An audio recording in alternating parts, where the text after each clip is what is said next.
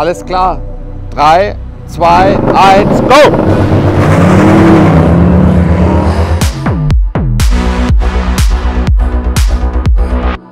Hi everyone and welcome to the newest episode of Inside AMG, where today we're going to learn everything about the hottest of all AMG models, the Black Series. So you can look forward to an action-packed episode, and the best way to enjoy it is by watching it on your TV or flipping your phone to the side. Also, today's episode is going to be in German, so if you need subtitles, you can always activate them by clicking up top or down at the bottom.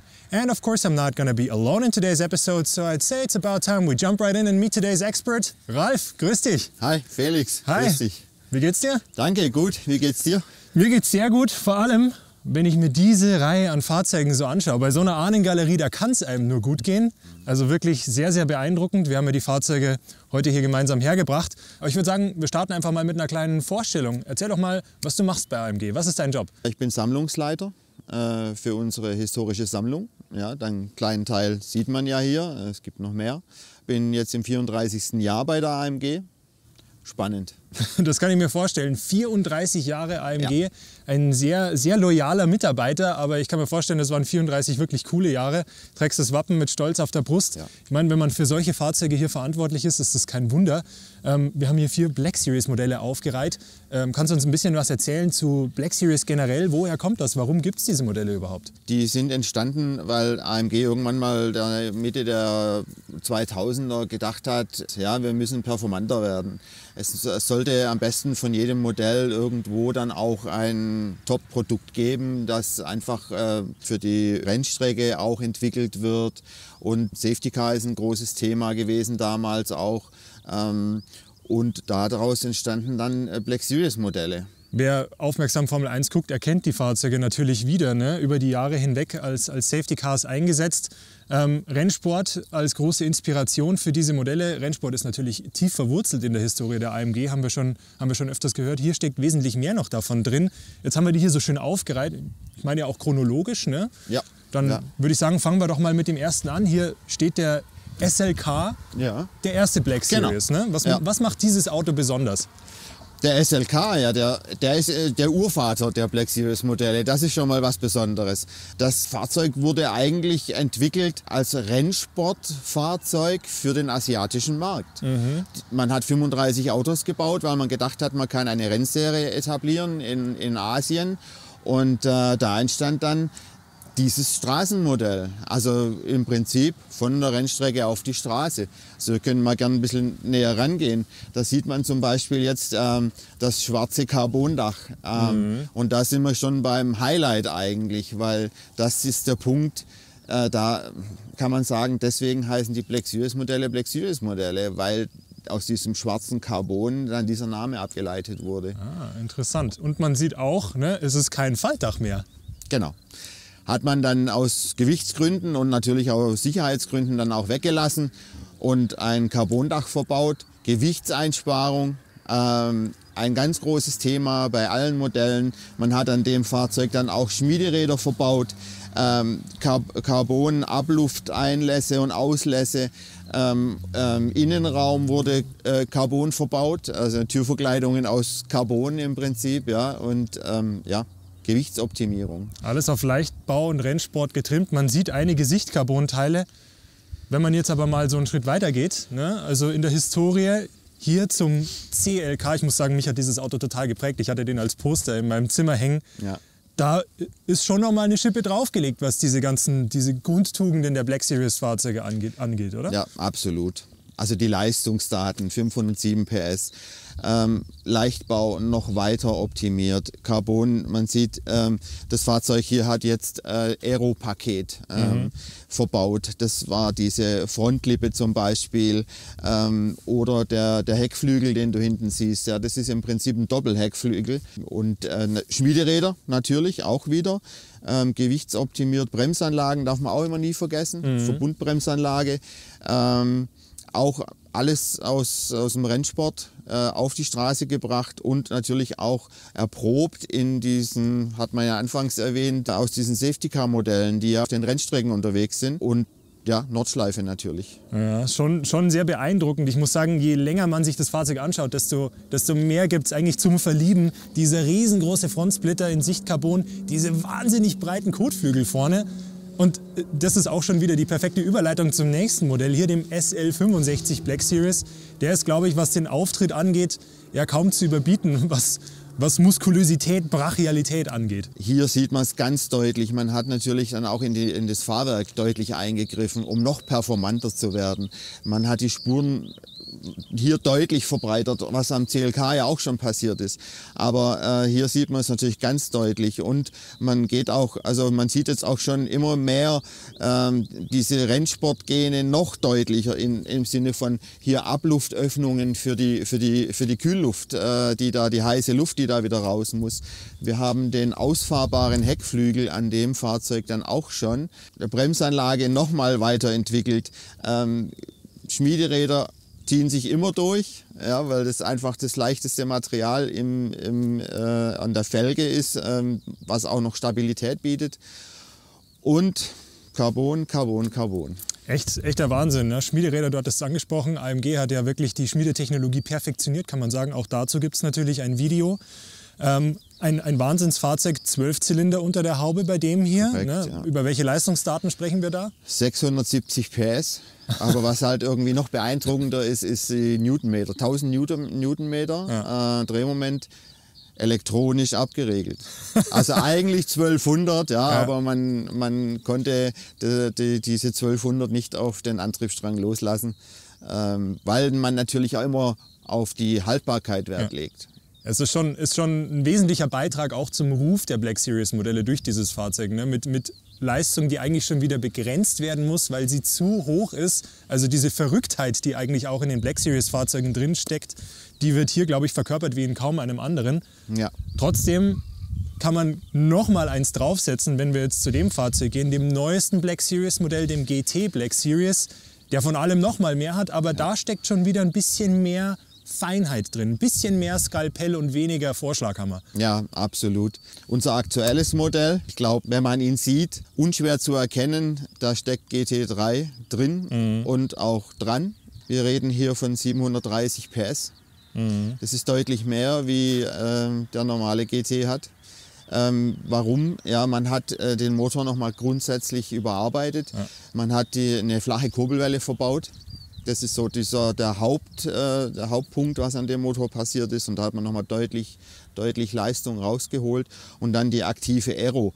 Also man hat hier eine Aerodynamik mit aktiven Elementen an der Bugschürze. Man hat hinten den Heckflügel, der sich vielerlei verstellen lässt und sich auch selber verstellt. Also ab 250 stellt er sich ganz flach, damit man auch die 325 locker erreichen kann. Greift aber aktiv wieder ein, sobald man bremst oder irgendwie in eine Situation kommt, wo man Abtrieb halt einfach braucht. Es sieht eigentlich schon aus wie ein GT-Rennfahrzeug. Ja? Du hast gesagt, auch deutlich mehr Leistung als ein normaler GT, aber auch deutlich mehr Leistung als ein GT3-Rennauto. Also das alleine bringt schon nochmal zum Ausdruck, wie ernst man es meint mit diesem Fahrzeug und mit der Technik drumherum, die ja wirklich für Top-Rundenzeiten ausgelegt ist. Äußerst beeindruckend, muss ich sagen. Aber Ralf, wenn ich mir die 4 so anschaue, da fehlen ja noch 2. Ne? Zwei Modelle fehlen hier noch in dieser Galerie. Ich hatte es angesprochen am Anfang. Wir haben die 4 hier jetzt erstmal bereitgestellt. Die 2, die noch kommen, die sind verbunden mit einer Information. As I've mentioned, 2 cars are missing and they are linked to the information that this is going to be my last episode as the host of Inside AMG. But do not despair, because there are 2 very cool and competent replacements that I think I can already see back there on the horizon. So let's go and meet them.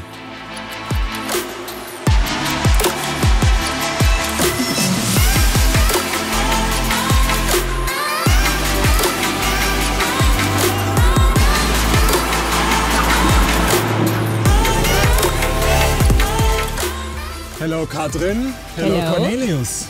Great to have you here. Great to have you here on the set. Also, very glad that you brought the remaining 2 Black Series models with you. A very impressive sight indeed. I gave you a little homework, so to speak, as a preparation for Inside AMG. I hope you did all that to prepare yourselves. We are well prepared, yes. Yeah, as your first little assignment to get into the world of Inside AMG, you're going to recreate all the challenges I did over the years here in Immendingen.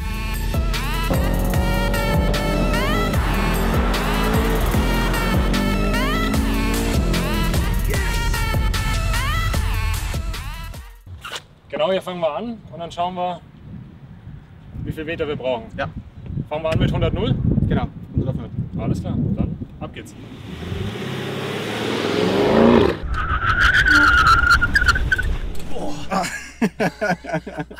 Es wird nie langweilig. Ja. Hier sehen wir auch, wir haben ein sehr reproduzierbares System. Ja? Genau. Ich sehe schon die Kommentare.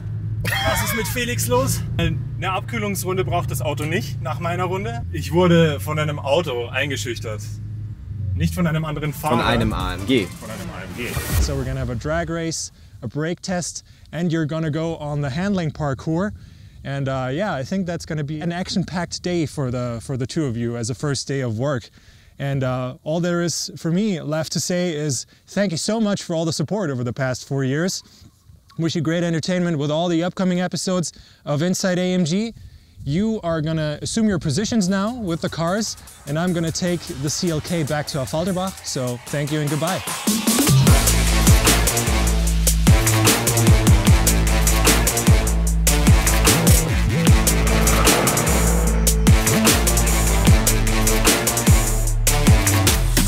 Alles klar, erste Challenge, Acceleration, wir sind bereit, Ralf. Alles klar. 3, 2, 1, go!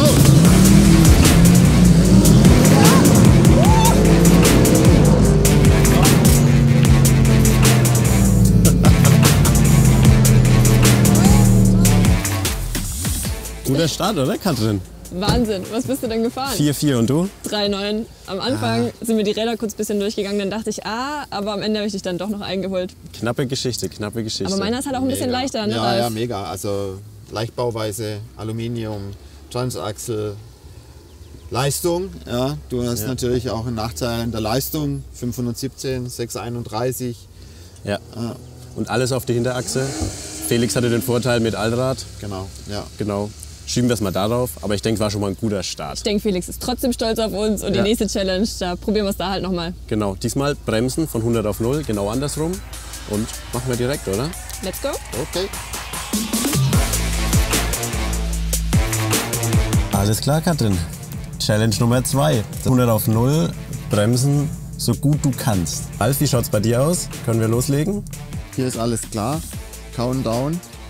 3, 2, 1, go!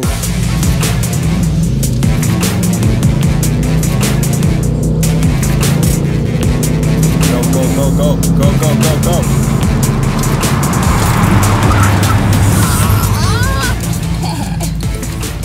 Jetzt mal eben Walkie-Talkie und alles rausgehauen. Oh, es sieht ja nicht so schlecht aus bei mir. Du lässt mich ganz schön schlecht dastehen, Katrin, heute. Wer kann, der kann, würde ich sagen. Ja, scheint mir so, scheint mir so. Sehr gut, ihr beide. Ja, Ralf, was meinst du? Man kann es ja optisch schon sehen, wer gewonnen hat. Gut, wir haben hier eine andere Bremse, das muss man sagen. Das heißt Keramik, oder? Genau, richtig. Ganz anderes Konzept. Und natürlich kommt das Gewicht auch zu tragen. Ne? Und der Fahrer, würde ich auch sagen. Ja, in dem Fall die Fahrerin. Cornelius, ja, du hattest ja jetzt danach schon auch wieder einen Nachteil. Ja. Die Bremse ist etwas anders. Ja. Eine Chance hast du ja auch noch. Genau. Genau. Nämlich Challenge Nummer 3, Handling Parkour, richtig? Genau. Machen wir direkt weiter. Alles klar. Gut.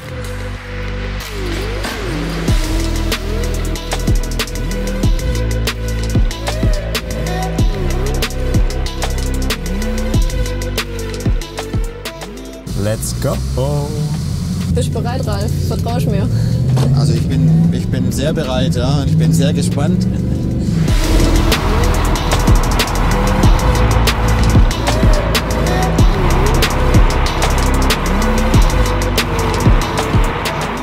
Die Rundenzeit von Felix kann man ja leider tatsächlich gar nicht 1:1 vergleichen. Der hatte einen anderen Startpunkt tatsächlich und auch ein anderes Ziel dann. Aber ich glaube, es wäre auch in seinem Sinne, dass wir hier einfach ein bisschen Spaß haben und mal zeigen, was das Auto so kann. Interessant an der Strecke ist ja, dass es so viele Kurven gibt, die man natürlich nicht einsehen kann, ne? Wie jetzt zum Wahnsinn, Beispiel. hier sieht man halt echt nichts. Cornelius hier, der schleicht ein bisschen hinter uns. Stimmt, ja. Dem können wir ein bisschen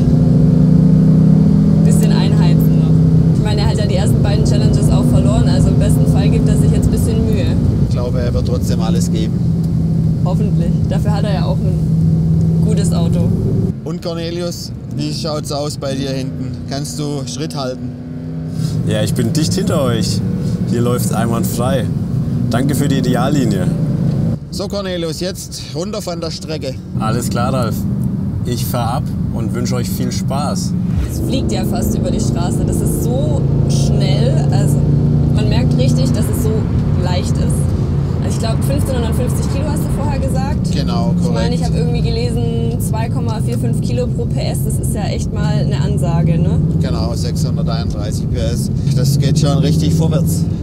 Fahrwerksabstimmung ist natürlich auch so ein Thema. Das Ride Control ist immer aktiv. Du hast eine dynamische Abstützung am Motor mit einem Dämpfer. Es hat ein ganzes Aero-Paket, oder? Genau, ja, der hier hat jetzt dieses optionale Aero-Paket. Hast natürlich aerodynamisch auch noch ein paar Abtriebskilo. Brauchst du auch in der Spitzkehre hier. Ja. Ja, der SLS ist ja für AMG auch echt ein besonderes Fahrzeug, ne? Das war ja das erste eigens entwickelte Fahrzeug. Korrekt, ja. Das ist wirklich nochmal so ein Meilenstein in der AMG-Geschichte. Erstes eigenentwickeltes Fahrzeug.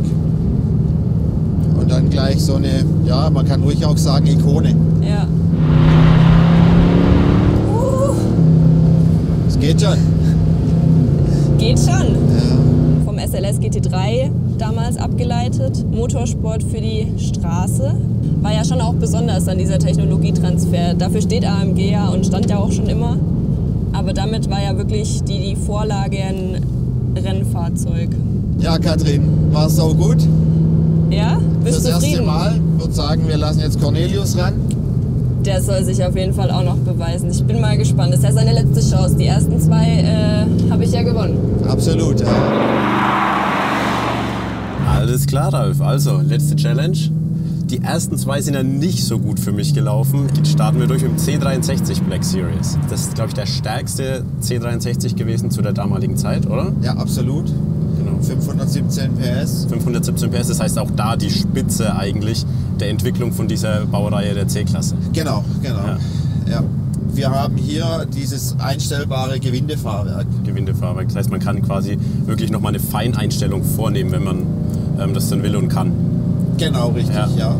Also Stark. man könnte theoretisch, ja, wenn man das machen möchte, für jede Rennstrecke die gewünschte Einstellung wählen. Dadurch natürlich auch noch die Performance, die du jetzt auch gerade an den Tag legst, noch rauskitzeln. Ja, die gut. fehlende Gangwechsel, 100 Millisekunden. Also mega Im Sport zügig. Plus, Ne? ja. Genau, ja. Genau. Manuell und Sport Plus. Genau. Viel schneller geht sich. Und man muss bedenken, jetzt haben wir ja trotzdem ein Fahrzeug, was jetzt 2011 auf den Markt kam, richtig? Ja, Genau, korrekt. 2011. Ja.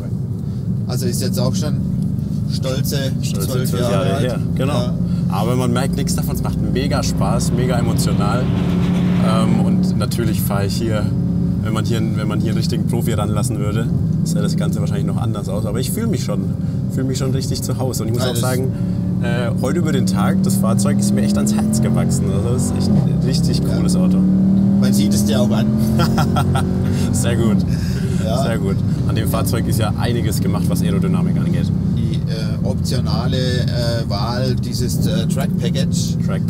was wir hier jetzt auch verbaut haben, Ja.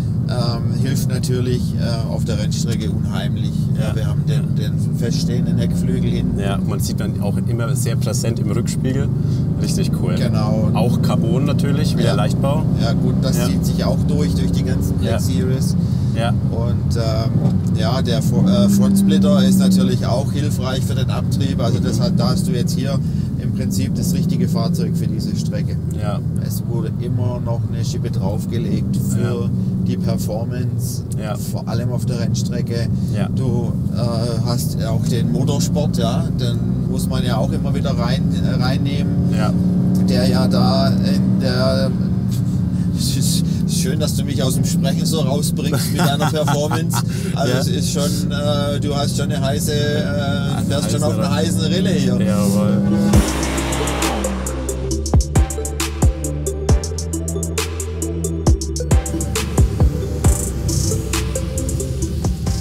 Bin ich aber gespannt. Das sah bei euch ordentlich dynamisch aus. War es auch und hat richtig Spaß gemacht. Ja, war gut. Ralf, was sagst du? Ja, Cornelius hat die Challenge gewonnen. Er war einen Tick schneller. Eine von 3, immerhin. Immerhin. Die eine kann ich dir gönnen. Das ist schon in Ordnung. Katrin. Vielen Dank. Danke dir, Ralf, für deine Insights. War ein super cooler Tag. Vielen Dank. Sehr gerne, danke, dass ich da sein durfte. Mach's Bis gut. dann. Ciao. Bis Ciao. dann. Ciao. Thank you for watching our first episode of Inside AMG. Let us know which Black Series you like best. Drop a comment below. And if you like what you've seen, like the video, subscribe to our channel and hit the bell icon for notifications. Thanks guys. Bye.